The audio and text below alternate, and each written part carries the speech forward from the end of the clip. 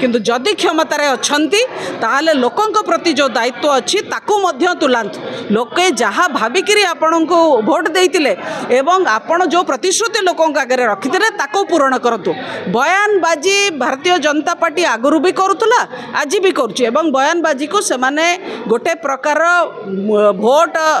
बढ़ेबार tactics हिसाब रे ताको व्यवहार करती। आपण मने पकांतु साध्वी से जो निरंजना ज्योति कौन कही प्रज्ञा ठाकुर कौन कही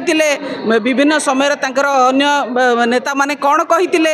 जो कथा को तांका दल ही परवर्ती काल अस्वीकार कला कहला नाई ना यहाँ आम मत नुहे यहाँ फ्रिंज एलिमेंट मान मत तो तांकर जिते पसंद हुए से फ्रिंज एलिमेंट मुहर कुहा करती जिते लगे से निज मुहर कहती परवर्ती काल में कहते ना आम कही नुँ सी कहला तेणु एभलिया गोलिया राजनीति रे आमको पोषिबार नहीं। आम गोटे कथा कहूँ जदि कथा देइथिल